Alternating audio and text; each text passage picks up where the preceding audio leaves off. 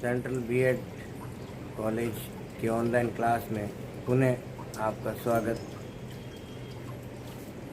हम राजस्थान का एकीकरण का अध्ययन कर रहे हैं। हमने इससे पहले वाले वीडियो में राजस्थान के एकीकरण को प्रारंभ किया था और 1947 में जब हमारा देश आज़ाद हुआ तो सबसे प्रमुख एक समस्या जो थी वह इन रियासतों का विलीनीकरण था। तो स्वतंत्रता के समय में हमारे राजस्थान में 19 रियासतें, 3 ठिकाने और एक ब्रिटिश शासित क्षेत्र था, जिसका हमने इससे पहले वाले वीडियो में अध्ययन किया है कि राजस्थान में कौन सी रियासतें थी, कौन सी 4 रियासतें थी जिनका जो स्वतंत्र अस्तित्व बनाए रख सकती थी। इस प्रकार अगर देखें तो स्वतंत्रता के समय हम राजस्थान में जो प्रमुख रियासतें थी वो स्वतंत्रता के समय जो रियासतें थी राजस्थान में, रियासतें 19 रियासतें थी, ठिकाने 3 ठिकाने थे।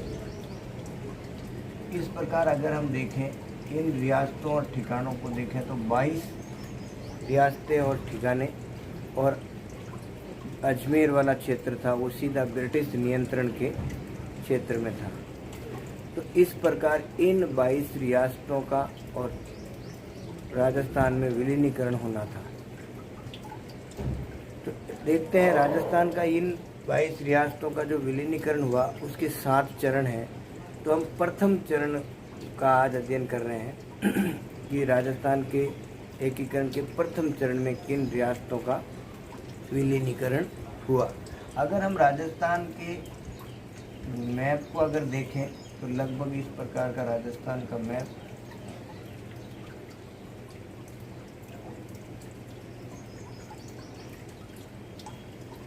तो इन राजस्थान की रियासत में ये वाला जो क्षेत्र था ये सामान्यतः अलवर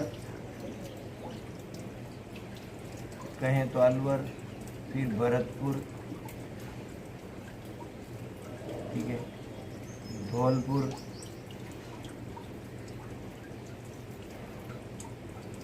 और करौली, इन 4 रियासतों को मिलाकर प्रथम चरण का गठन किया गया। रियासती सचिवालय या भारत स्वतंत्रता अधिनियम के अनुसार वो रियासतें स्वतंत्र अस्तित्व बनाए रख सकती थी जिसकी आय 10 लाख रुपए से अधिक और जनसंख्या 10 लाख से अधिक और आय 1 करोड़ से अधिक हो। तो ऐसी स्थिति में राजस्थान की 4 रियासतें जो थी, जयपुर है, मेवाड़ है, उदयपुर रियासत कह सकते हैं, जोधपुर है और बीकानेर है, यही 4 अपना स्वतंत्र अस्तित्व बनाए रख सकती थी। उसके अलावा जो भी हमने पिछले वीडियो में देखा कि 22 रियासतें जो थी उन्हें किसी न किसी रियासत में मिलकर संगठित होकर संघ बना के अपना अस्तित्व बनाना था। तो इस प्रकार अलवर, भरतपुर, धौलपुर, करौली को भी अपना एक संघ बनाया, या यूँ कहें कि स्वतंत्रता के बाद स्वतंत्रता के समय रियासतों के विलीनीकरण के लिए जो रियासती सचिवालय की स्थापना की गई, उस रियासती सचिवालय के अध्यक्ष सरदार पटेल और सचिव वीपी मेनन ने इन शासकों को दिल्ली बुलाया और उनसे विचार विमर्श किया और इन्होंने एक संघ बनाने की सहमति दे दी।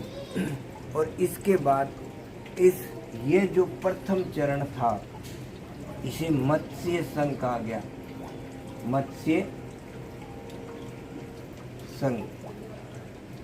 तो इस मत्स्य संघ में ये 4 रियासतों का विलीनीकरण हुआ, अलवर, भरतपुर, धौलपुर और करौली वाले।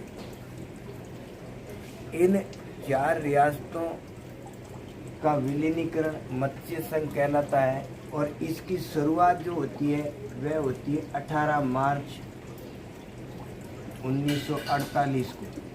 इसका उद्घाटन होता है और मत्स्य संघ बनता है इन 4 रियासतों के विलीनीकरण से।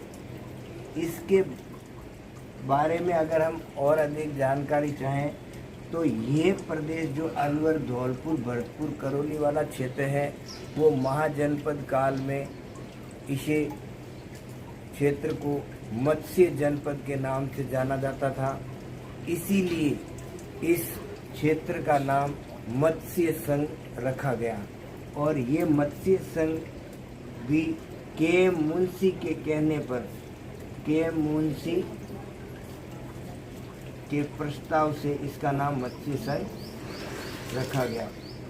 नामकरण जो मत्स्य संघ है वो के मुंशी ने मत्स्यकरण का प्रस्ताव रखा। या यूँ कहें कि इसका जो मत्स्य संघ नाम रखा गया वो के मुंशी ने इनका नामकरण किया। और किस लिए किया? क्योंकि महाजनपद काल में ये संघ मत्स्य जनपद के नाम से जाना जाता था, इसलिए इसका नाम मत्स्य जनपद रखा गया, तो ये मत्स्य संघ रखा गया।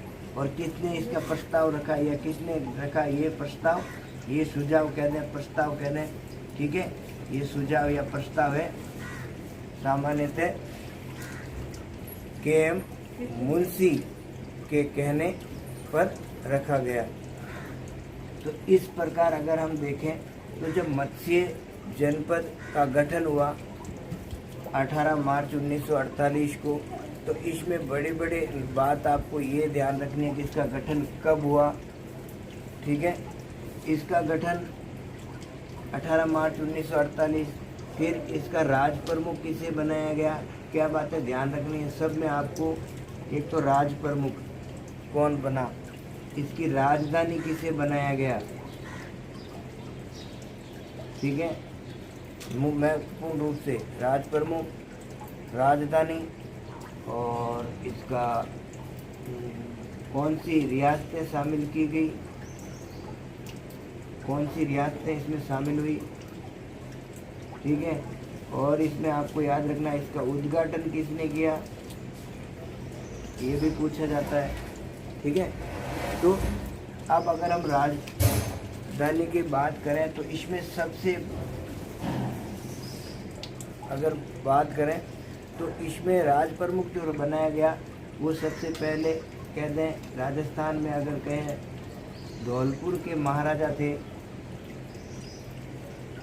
उदय भान सिंह, उदय भान सिंह महाराजा, धौलपुर के महाराजा उदय भान सिंह को राज प्रमुख का पद दिया गया। यूँ कहें कि राजस्थान के एकीकरण के प्रथम चरण में प्रथम बार राज प्रमुख किससे बनाया गया, तो उदय भान सिंह, कहाँ के, धौलपुर के महाराजा थे। राजधानी इस अलवर, भरतपुर, धौलपुर, करौली में अलवर को इस राज्य की, इस संघ की राजधानी बनाया गया, अलवर को, ठीक है। इनमें यही 4 रियासतें अलवर, भरतपुर, धौलपुर, करौली, अलवर, भरतपुर, धौलपुर और करौली, इन रियासतों को विलीन करके मत्स्य संघ का निर्माण किया गया।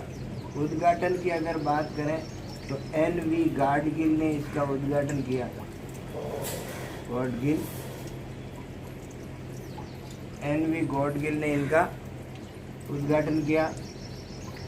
तो इस प्रकार अगर हम देखें तो ये राजस्थान का प्रथम चरण था। लेकिन राजस्थान के प्रथम चरण के समय में भारत की अगर हम राजनीतिक पृष्ठभूमि को देखें तो उस समय इन रियासतों में बड़ी समस्या हो रही थी।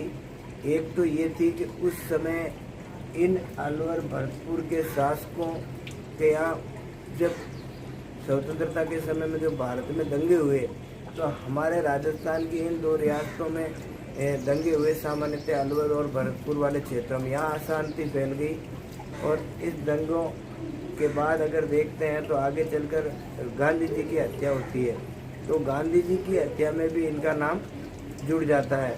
तो इस प्रकार बी.एन. खरे भरतपुर वगैरह वाले क्षेत्रों में और इन पर एक रियासती सचिवालय गांधी जी की हत्या में नाम आने से इन पर एक कठोर रुख अपनाता है।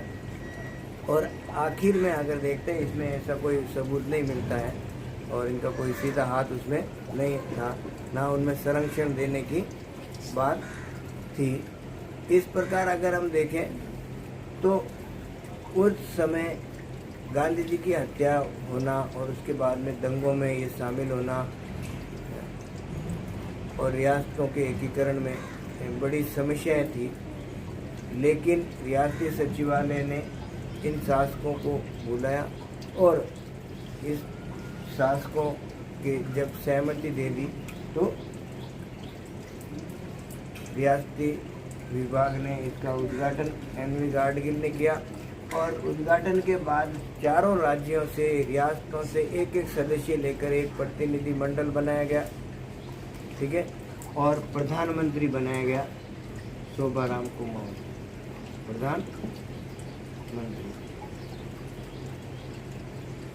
प्रधानमंत्री बनाया गया शोभाराम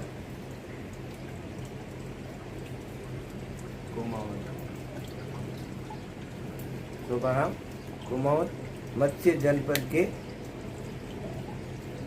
प्रधानमंत्री बनाए गए। एनवी गाडगिल ने इसका उद्घाटन किया। अलवर, भरतपुर, धौलपुर, करौली को मिलाकर मत्स्य जनपद का निर्माण हुआ। तो इस प्रकार अगर देखें तो ये राजस्थान के प्रथम चरण है रियासतों के विलीनीकरण का, जो था मत्स्य संघ। याद रखने वाली चीज़ है आपको, मत्स्य संघ का निर्माण कब हुआ या राजस्थान का निर्माण कब हुआ, या राजस्थान का ये जो टोटल टाइम जो लगा इस रियासतों के एकीकरण में, 8 वर्ष 7 माह और 14 दिन लगे।